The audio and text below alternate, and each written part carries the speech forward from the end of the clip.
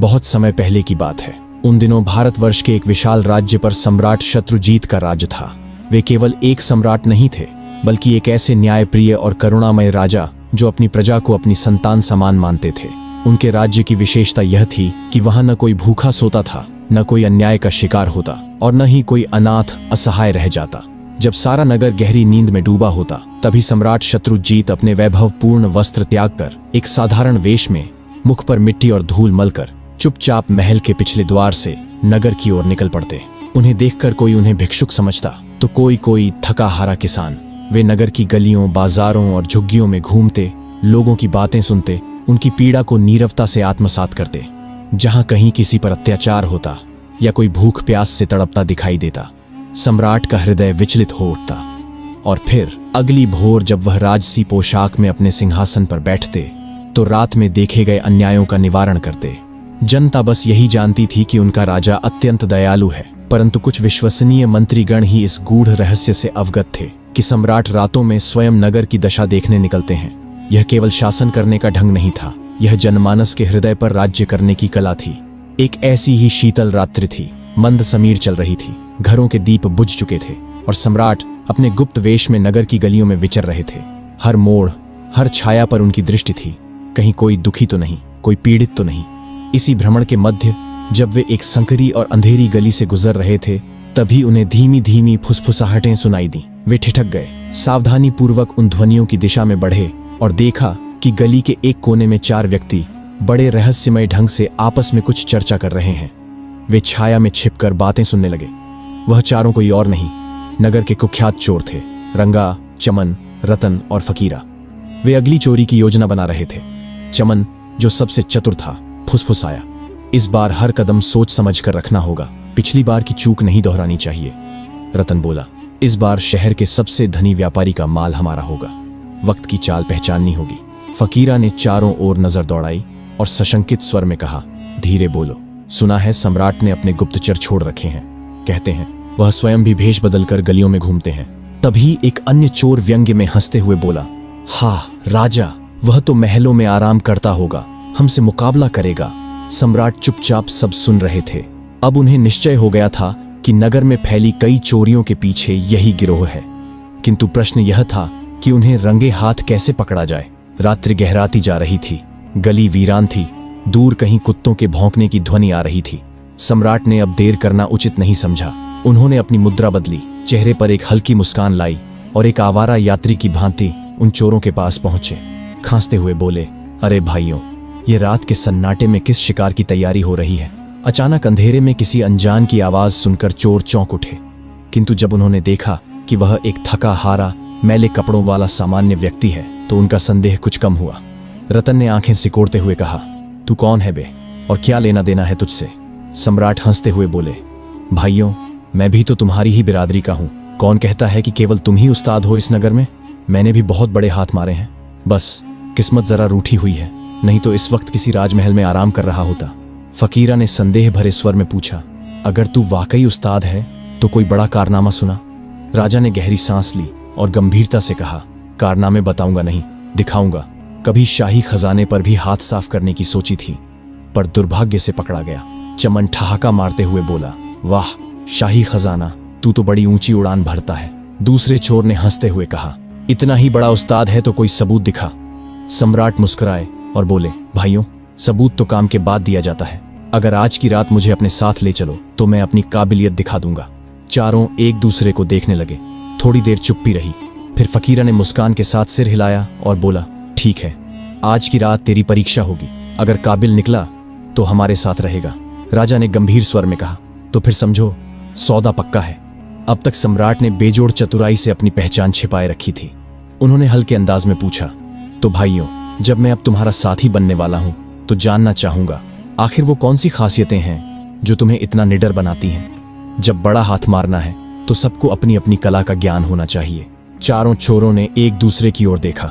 सबसे पहले फकीरा आगे आया और बोला, मेरे भीतर एक दुर्लभ गुण है। मैं किसी भी स्थान पर खड़ा होकर केवल अपनी सूंघने की शक्ति से जान लेता हूं कि सोना, चांदी, हीरे, मोती या कोई अन्य बहुमूल्य खजाना कहां छिपा है। मेरे लिए खजाने की महक दूर से ही प्रकट हो जाती है। जब भी कोई बड़ा हाथ मारना होता है मेरी नाक सबसे पहले काम आती है। सम्राट ने उसकी ओर गौर से देखा और प्रशंसा से कहा, वाह, यह तो बड़ा ही विलक्षण गुण है। तुम्हारी यह कला तो चुपचाप राज्य के गुप्त भंडारों तक भी पहुंचा सकती है। अब चमन आगे आया। उसके चेहरे पर आत्मविश्वास की एक छाया थी। वह बोला, मैं पशु पक्षियों की भाषा समझता हूं। कुत्ते, बिल्ली, घोड़े जो कुछ भी कहें, उनके शब्द मेरे लिए स्पष्ट होते हैं। यदि किसी गली में कोई कुत्ता भौंक रहा हो या कोई घोड़ा अचानक व्याकुल हो जाए तो मैं जान जाता हूं कि वहां कुछ अनहोनी घटने वाली है। सम्राट यह सुनकर कुछ क्षणों के लिए चुप रहा, फिर बोला, तुम तो प्रकृति की आवाजों को ही पढ़ लेते हो। यह गुण तुम्हें शत्रु के आने से पहले ही सचेत कर सकता है। अब तीसरे चोर रंगा की बारी थी। उसने अपनी जेब से एक पतली सी तार निकाली और गर्व से बोला, मैं ताले तोड़ने में निपुण हूं। लोहे, पीतल या शाही कक्षों के सबसे कठिन ताले भी मेरी इस नन्ही तार के आगे नतमस्तक हो जाते हैं। ताला चाहे जितना भी कठिन हो, मेरे हाथ में आते ही झुक जाता है। सम्राट मुस्कुराया और चुटकी लेते हुए बोला, तो फिर तुम्हारे हाथों में तो कोई जादू है रंगा, ताले नहीं, मानो किस्मत की गिरहें खुलती हैं। अब सबसे अंतिम में रतन सामने आया। उसके चेहरे पर एक रहस्यमयी मुस्कान थी। उसने कहा, मेरा गुण सबसे निराला और सबसे खतरनाक है। यदि मैं किसी को एक बार अंधेरे में देख लूं तो फिर वह लाख छिप जाए, मैं उसे पहचान ही लूंगा। चाहे वह भीड़ में हो, नकाब में हो या दुश्मनों के झुंड में, मेरी नजर उसे पहचान लेती है। सम्राट विस्मय से बोला, तो इसका अर्थ यह हुआ कि अंधकार तुम्हारी दृष्टि को धोखा नहीं दे सकता। तुम तो सच्चे मायनों में अंधेरे के भी प्रहरी हो। अब सम्राट भली भांति समझ चुका था कि ये चारों न केवल शातिर थे बल्कि अपने अपने हुनर में दक्ष भी थे। किंतु उसके भीतर तो अब एक नई योजना ने जन्म ले लिया था। वह मुस्कुराया और बोला, भाइयों, अब जब हमारी टोली इतनी योग्य हो चली है तो बताओ, आज की रात कौन सा शिकार तय है। चारों चोर राजा की बातों को ध्यान से सुन रहे थे। उन्होंने अपने अपने कौशल तो खोल कर रख दिए थे, परंतु अब उनकी आंखों में एक संशय था। रतन ने मुस्कुराते हुए पूछा, भाई, हमने तो अपने गुण बता दिए, पर तुमने अब तक कोई बात नहीं की। बताओ, तुम्हारे भीतर ऐसी कौन सी बात है जो तुम्हें हमारे लिए उपयोगी बनाती है। सम्राट ने तनिक गंभीर होकर उत्तर दिया, मेरे भीतर एक अनोखा गुण है। यदि हम कभी संकट में पड़ें, पकड़े जाएं या फंस जाए, तो केवल मेरी आंखों के एक इशारे से सज्जा भी टल सकती है और जान भी बच सकती है। चारों चोर यह सुनकर चौंक गए। फकीरा बोला, क्या मात्र दृष्टि के इशारे से सजा माफ हो सकती है? यह तो कोई चमत्कार जैसा प्रतीत होता है। एक अन्य बोला, यदि यह सच है तो हमारे गिरोह में सबसे अनमोल गुण तुम्हारे पास ही है। तुम्हारे रहते हमें किसी चीज की चिंता ना होगी। राजा ने मन ही मन अपनी योजना को सुदृढ़ करते हुए कहा, छोटी मोटी चोरी से क्या लाभ? यदि जीवन भर चैन से जीना है तो एक ही बार इतना बड़ा हाथ मारो कि दोबारा जरूरत ही ना पड़े। और वह जगह है राजमहल का खजाना। ये सुनते ही चारों चोरों की आंखें लालच से चमक उठीं। फकीरा बोला, वाह, ये हुई ना बात। अगर इस बार हम सफल हो गए तो फिर जीवन भर ऐश करेंगे। राजा ने भीतर ही भीतर संतोष की सांस ली। उसकी योजना अब चोरों को पूरी तरह फांस चुकी थी। फिर वे सभी नगर की गलियों से होते हुए महल की ओर बढ़ने लगे। जैसे ही वे महल के समीप पहुंचे, एक कुत्ता जोर जोर से भौंकने लगा। सभी चोर एकाएक सतर्क हो गए।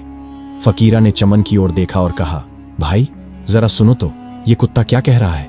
क्या कोई खतरा है? चमन ने ध्यान से कुत्ते की आवाज को सुना और फिर उसके चेहरे का रंग उड़ गया। वह बोला, यह कुत्ता यह कह रहा है कि हमारे साथ इस समय नगर का सम्राट चल रहा है। क्षण भर को एक सन्नाटा छा गया। सभी चोर चौंक कर एक दूसरे की ओर देखने लगे। तभी रंगा जोर से हंस पड़ा। अरे, यह तू क्या बक रहा है? राजा भला इस अंधेरी गली में क्या कर रहा होगा? वह तो इस समय अपने शाही पलंग पर चैन की नींद सो रहा होगा। बाकी चोर भी हंस पड़े। लगता है इस बार तेरी कुत्ता भाषा कुछ बिगड़ गई है। चमन बोला, मैंने वही कहा जो वह कह रहा था। शायद उसका मतलब किसी और से रहा हो। तब सम्राट ने बात संभालते हुए कहा, भाइयों, मेरा तो मानना है कि यह कुत्ता भूखा है। भूख में आदमी क्या, जानवर भी अनाप शनाप बकने लगता है। चलो, इन बेमतलब की बातों को छोड़ो और असली काम पर ध्यान दो। सभी ने हामी भरी और आगे बढ़ चले। राजा के होंठों पर एक गूढ़ मुस्कान थी। योजना अब अपने निर्णायक मोड़ पर थी। चांदनी रात की चुप्पी में वे चारों चोर सम्राट के साथ महल के भीतर प्रवेश कर चुके थे। परंतु न किसी की आंखों में भय था, न ही कोई कंपन, केवल लालच की धधकती हुई ज्वाला। उनकी दृष्टियों में बेशुमार दौलत की चमक साफ झलक रही थी। महल की चौड़ी दीवारों और गूंजते गलियारों के बीच जैसे ही वे कुछ दूर पहुंचे, फकीरा एकाएक रुक गया।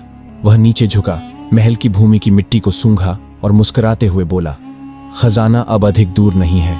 इसकी खुशबू मेरे भीतर दौड़ रही है, इसी दिशा में चलो, मेरे पीछे।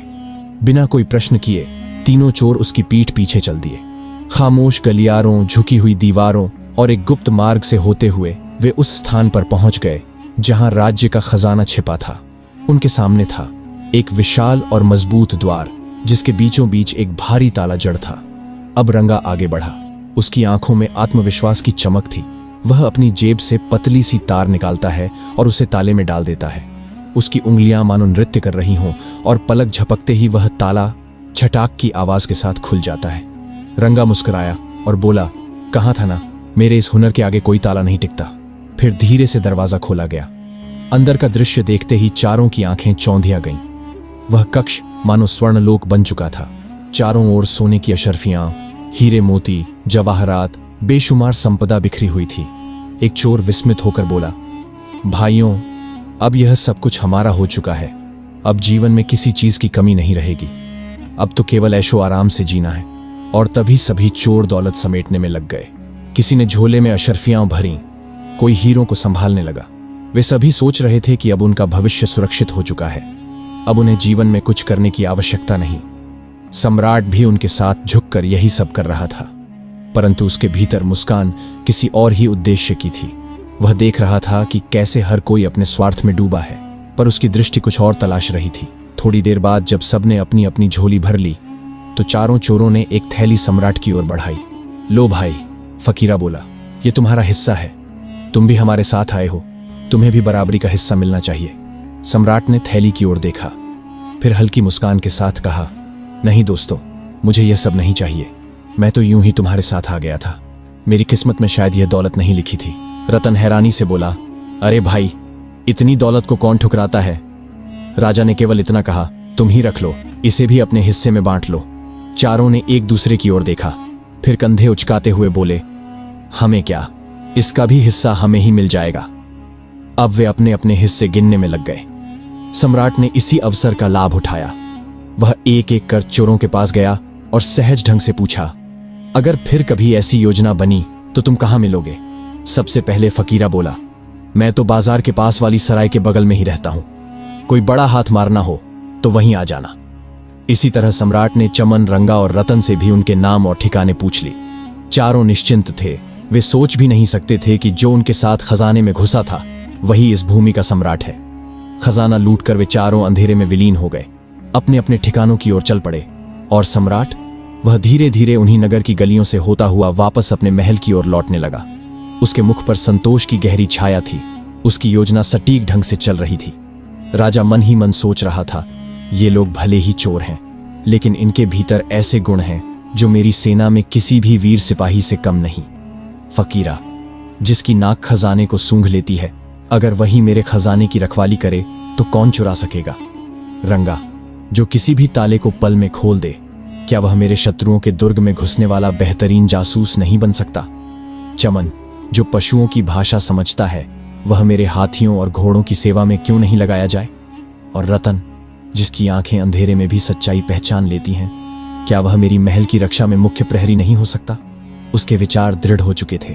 यदि मैं इन्हें कारागार में डालता हूं तो इनके ये अनमोल गुण सड़ जाएंगे, लेकिन यदि मैं इन्हें सही दिशा में लगाऊं तो ये चोर नहीं, मेरे राज्य के रक्षक बन सकते हैं।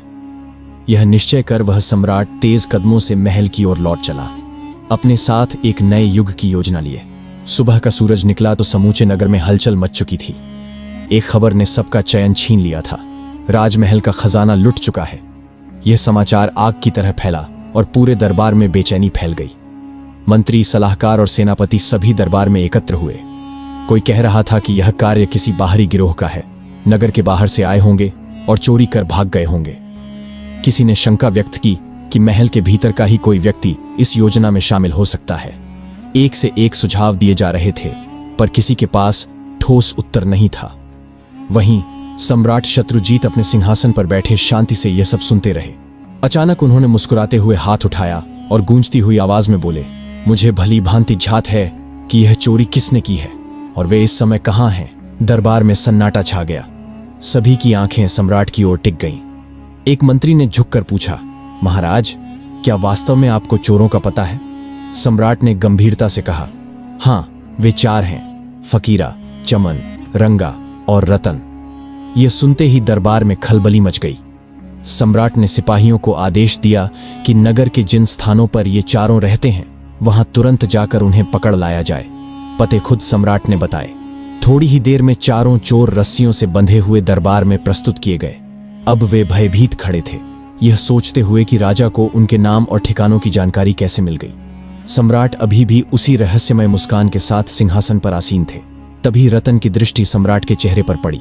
कुछ क्षण तक वह उन्हें देखता रहा, फिर उसके चेहरे का रंग उड़ गया। उसने घबराकर कहा, यह तो वही है। उसके मन में पिछली रात की स्मृतियां कौंध गईं। वही चाल, वही आवाज, वही चेहरा। रतन ने बाकी साथियों की ओर देखा और धीमे स्वर में कहा, हमारा 5वां साथी, यही सम्राट थे। वही हमारे साथ खजाने तक आए थे। तीनों ने पहले तो रतन की बात को हंसी में उड़ाया। रंगा बोला, तू तो पागल हो गया है। भला सम्राट खुद चोरी करेगा? अगर यह सम्राट होता तो हमारे साथ रात भर घूमता। रतन गंभीरता से बोला, मैं अंधेरे में एक बार जिसे देख लूं उसे फिर कभी नहीं भूलता, और मैं शपथ लेता हूं यह वही व्यक्ति है। अब सारा दरबार स्तब्ध था। सम्राट ने जबरदस्त ठहाका लगाया। उसकी हंसी पूरे महल में गूंज उठी। फिर उन्होंने सिपाहियों की ओर संकेत किया और रस्सियां खोल दी गईं। दरबारी एक दूसरे की ओर देखने लगे। यह कैसा न्याय था? फिर सम्राट ने कहा, इन लोगों को पकड़ने का उद्देश्य इन्हें दंड देना नहीं था, बल्कि कुछ और था।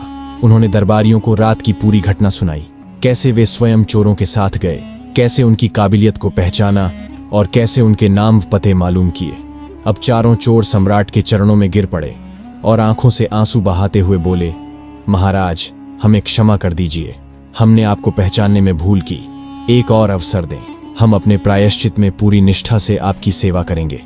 सम्राट मुस्कुराए और बोले, तुम लोग चोर अवश्य हो, परंतु तुम्हारे भीतर अनमोल गुण हैं। यदि इन्हें सही दिशा में लगाया जाए तो तुम न केवल अपनी किस्मत बदल सकते हो, बल्कि समूचे राज्य के लिए वरदान बन सकते हो। और फिर सम्राट ने चारों को उनके गुणों के अनुसार राज्य सेवा में नियुक्त कर दिया। रतन, जो अंधेरे में किसी को भी पहचान सकता था, उसे राजमहल का प्रधान प्रहरी बना दिया गया। रंगा, जो बिना चाबी के कोई भी ताला खोल सकता था, को राजकोष का संरक्षक नियुक्त किया गया।